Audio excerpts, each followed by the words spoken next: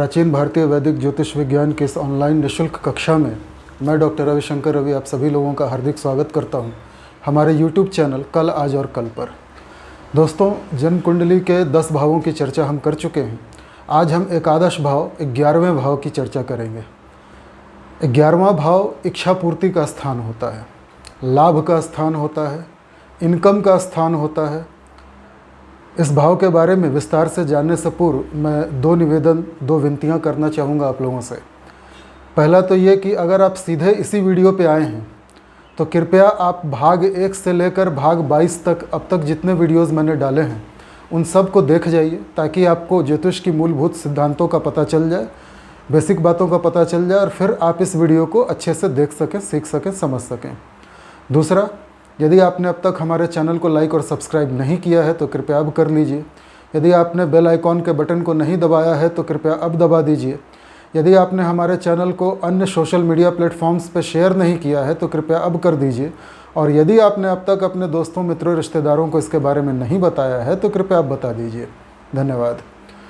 For my international viewers and subscribers, today we are going to discuss about the 11th house, the house of income, profit, fulfillment of your desires, house of elder brothers and sisters, your friend circle, your networking, your daughter-in-law, your son-in-law, so many things 11th house shows us. So let's discuss step by step. मित्रों, 11वां भाव लक्ष्मी स्थान कहा जाता है। लक्ष्मी स्थान एकादश भाव, जन्म कुंडली का ये घर, यहाँ से हम आमदनी देखते हैं, इनकम या लाभ देखते हैं, प्रॉफिट। 10वें स्थान से दूसरा है, यानी 10वें स्थान की वृद्धि दिखाता है। 10th का उपचय स्थान है, मतलब हम जो कर्म करते हैं, 10वां स्थान कर्म स्थान है। हम जो कर्म करते हैं उसकी वृद्धि कैसे होगी, उस कर्म का रिजल्ट क्या मिलेगा, परिणाम क्या मिलेगा, ये 11वां घर दिखाता है। इसलिए इसको लक्ष्मी स्थान कहते हैं। 11वां घर त्रिशडाय में भी आता है। तीसरा, छठा और 11वां, ये तीनों त्रिशडाय कहलाते हैं। त्रिशडाय का अर्थ है कि यदि इस जगह इन 3 स्थानों पर कोई गर्म ग्रह, कोई पाप ग्रह, कोई बुरा ग्रह, मैलेफिक प्लैनेट बैठ जाए तो वो ग्रह इन स्थानों की एनर्जी को अपने में डिसॉल्व कर लेता है और अच्छा परिणाम देता है। 2 निगेटिव मिलकर एक पॉजिटिव हो जाते हैं, 2 माइनस मिलकर एक प्लस हो जाते हैं। अगर 11th हाउस में शनि, राहु, केतु, मंगल, सूर्य जैसा कोई बुरा ग्रह बैठे, पाप ग्रह बैठे, गर्म ग्रह बैठे, पाप और बुरा तो नहीं कहेंगे, गर्म ग्रह, क्योंकि इनकी प्रकृति उष्ण होती है, तो ये बहुत ही अच्छा रिजल्ट देते हैं, मतलब बहुत अच्छा लाभ देते हैं, इनकम बहुत बढ़िया देते हैं अपने अपने कारकत्वों के द्वारा। वैसे तो 11th हाउस में बैठा हुआ हर ग्रह अच्छा रिजल्ट देता है, पर गर्म ग्रहों के बारे में ये बात ज़्यादा सटीक है। अब आय का स्थान है, इनकम का। आप जो कर्म करते हैं उससे जो आमदनी आपको होती है वो 11वां घर दिखाता है। प्रॉफिट का स्थान है, लाभ का, हर प्रकार का प्रॉफिट जो आपके अपने एफर्ट से मिला हो वो 11वां घर दिखाता है। 11वां घर आपका फ्रेंड सर्किल है, आपका नेटवर्किंग है। आपने अपने दम पर जो नेटवर्क खड़ा किया है, बड़े होने के बाद जो आपने मित्र बनाए हैं, जो सर्कल बनाया है, वो 11वां घर दिखाता है। इस घर में बैठे हुए ग्रह बताएंगे कि आपके मित्र कैसे हैं, आपने जो नेटवर्क खड़ा किया है, जो आपकी जान पहचान है घर के बाहर, वो कैसे लोगों से है, वो लोग कितना आपके लिए लाभदायक सिद्ध होंगे, ये 11th हाउस बताएगा। लक्ष्मी स्थान इसीलिए कहते हैं इसको।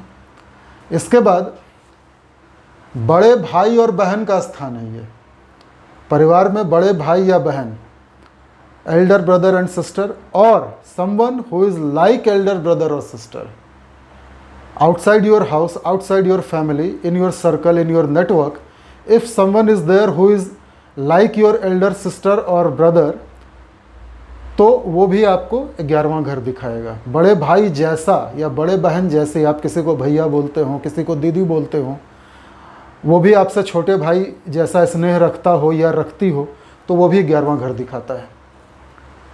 मित्र मंडली आपकी कैसी है, फ्रेंड सर्कल कैसा है, स्कूल के फ्रेंड, कॉलेज के फ्रेंड या कोलीग्स जहाँ आप काम करते हैं, जिनके साथ आप उठते बैठते हैं, जिनके साथ आप गपबाजी करते हैं, समय पास करते हैं, वो सारे लोग 11वां घर दिखाता है।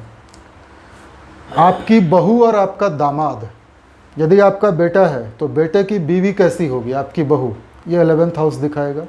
अगर आपकी बेटी है तो दामाद कैसा होगा, ये 11th हाउस दिखाएगा। और उसके साथ आपका संबंध कैसा होगा, बहू या दामाद के साथ। आप बुढ़ापे में बहू आपको खाना देगी या नहीं देगी, आप अकेले पड़ गए, बेटी दामाद आपकी देखभाल करेंगे या नहीं, विशेषकर दामाद। अगर बेटी आपकी देखभाल करना भी चाहे और दामाद उसको रोक दे तो फिर बात बिगड़ जाएगी। तो दामाद या बहू के साथ आपके संबंध कैसे होंगे, कैसा दामाद कैसी बहू मिलेगी, ये भी 11वां घर दिखाता है। छोटी मोटी बीमारियों का भी घर है। इनकम तो चलो ठीक है, इनकम आएगी, पर साथ में छोटी मोटी बीमारियां भी लगी रहेंगी। और उन बीमारियों का इलाज कई बार बिना दवा के भी हो जाता है, कई बार दवाई से, कई बार बिना दवा के। योगा, मेडिटेशन, आध्यात्म से भी उन बीमारियों का इलाज हो सकता है। तो 11th हाउस वो भी दिखाता है कि आप आध्यात्मिक होकर या योगा वगैरह के द्वारा आप कैसे अपने आप को ठीक कर सकते हैं। और गंभीर बीमारी है तो दवा तो लेनी ही पड़ेगी। आपकी माँ की मृत्यु कैसे होगी और उसका पुनर्जन्म कहाँ होगा। 11th house shows your mother's death and rebirth of her. आपके हस्बैंड या वाइफ का अफेयर तो नहीं होगा, प्रेम संबंध तो किसी के साथ नहीं बनेगा। 11th house shows the affair, love affairs of your husband और वाइफ।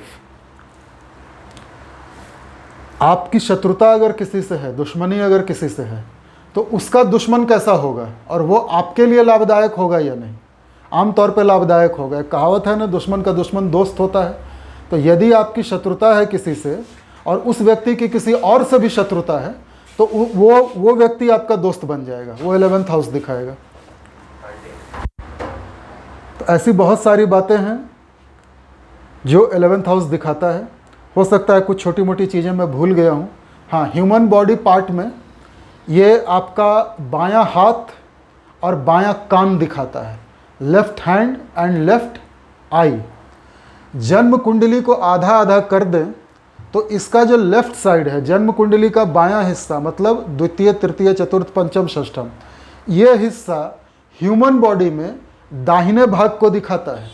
जन्म कुंडली का बायां हिस्सा आदमी के शरीर में दाहिने हिस्से को दिखाता है और जन्म कुंडली का दाहिना हिस्सा अष्टम, नवम, दसम, एकादश और द्वादश, ये राइट वाला जो हिस्सा है ये आदमी के शरीर में बाएं हिस्से को दिखाता है, लेफ्ट पोर्शन को।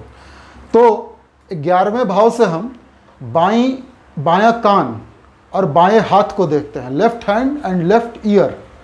साथ में ह्यूमन बॉडी में ये पैर के तलवे को, पंजे को दिखाता है, पैरों की उंगलियां, एंकल जॉइंट से नीचे तो आपका पंजा हो गया, पैर का सोल, पंजा, पैरों की उंगलियां, ये दिखाता है 11वां हिस्सा।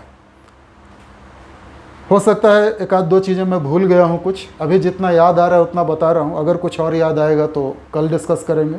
कल हम 12वें भाव को देखेंगे। तो 11th हाउस में इतना ही है।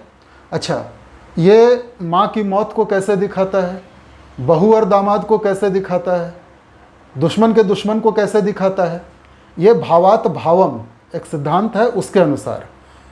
जब ये 12 भावों को मैं बता लूँगा तो 13वां वीडियो जो मैं बनाऊँगा उसमें मैं आपको उत्तर भारतीय कुंडली और दक्षिण भारतीय कुंडली, north Indian birth chart and south Indian style birth chart, दोनों का कंपैरिजन करके बताऊंगा कि उनमें क्या समानता है, क्या कॉमन है और क्या अनकॉमन है, क्या डिफरेंस है। अगर आपके पास कोई दक्षिण भारतीय सज्जन आ गए, किसी दक्षिण भारत के विद्वान से बनाया हुआ बर्थ चार्ट लेके, जन्म कुंडली लेके, तो आप कैसे देखेंगे उसको? आपको तो समझ में ही नहीं आएगा कि ये क्या हो रहा है। वो एकदम डिफरेंट चीज़ है। तो अगले वीडियो में द्वादश भाव को बताने के बाद मैं उसकी चर्चा करूंगा और उसी दिन मैं प्रयास करूंगा कि भावात भावम के सिद्धांत को भी आपको बताया जाए। फिलहाल आप संक्षेप में समझें, पंचम स्थान आपका संतान का स्थान होता है, बेटे बेटी जो आपकी संतान है। और पंचम से सप्तम, सप्तम स्थान क्या होता है? आपके पति पत्नी का। यदि ये आपका लग्न है और सप्तम आपके पति या पत्नी को दिखाता है, तो पंचम स्थान जो आपके संतान की स्थान है, यहाँ से सातवां, 1 2 3 4 5 6 7, यहाँ से सातवां पड़ेगा एकादश स्थान, जो संतान के जीवन साथी को दिखाएगा, बेटे या बेटी के पति या पत्नी को दिखाएगा। संतान के स्थान से 7वां पड़ रहा है, यही है भावात भावम का सिद्धांत। इस भाव से, इस भाव का क्या संबंध बन रहा है, तो पंचम से सप्तम है, इसलिए वो संतान के जीवन साथी को दिखाएगा। अगर आपका बेटा है तो उसका जीवन साथी उसकी बीवी, और बेटी है तो उसकी जीवन साथी उसका हस्बैंड, उसको ये दिखाएगा। माँ की मौत कैसे दिखाता है या उसका पुनर्जन्म कैसे दिखाता है, मातृ स्थान है ये चतुर्थ, यहाँ से 7 और 8, यहाँ से 8वां घर पड़ रहा है। 8वां घर आयु स्थान होता है, गुप्त चीज़ों का स्थान होता है। तो माँ की यदि मृत्यु होगी, उसकी आयु का निर्णय वही करेगा ना, माँ की आयु का निर्णय। और उस भाव में बैठे हुए ग्रह, उनकी युति, उस भाव में बनने वाले राजयोग, उस एकादश भाव का मालिक लॉर्ड कहाँ बैठा है, भावेश जिसको कहते हैं, ये सारी बातों पर निर्भर करेगा कि माता का पुनर्जन्म कैसा होगा या आपका फ्रेंड सर्कल कैसा होगा, आपको लाभ कितना मिलेगा, वगैरह वगैरह। पति और पत्नी का अफेयर, प्रेम संबंध कैसे दिखाता है, पति पत्नी का स्थान क्या है, 7th, सप्तम, यहाँ से 5वां है, 11th हाउस, 1 2 3 4 5। तो इसलिए पति या पत्नी का प्रेम संबंध दिखाता है कि उसका प्रेम संबंध बनेगा या नहीं बनेगा, तो कैसे लोगों के साथ बनेगा। यदि उस भाव में अच्छे ग्रह होंगे तो प्रेम संबंध नहीं बनेगा, शुभ प्रभाव में होंगे तो नहीं बनेगा, पाप प्रभाव में होगा, भावेश पीड़ित होगा तो प्रेम संबंध बनेगा। तो ऐसी बहुत सारी बातें हैं, इसका वीडियो मैं अगली बार आपको बताऊंगा। धन्यवाद। तो ये सारी बातें हैं, इसकी चर्चा हम अगले वीडियोज़ में करेंगे। नमस्कार।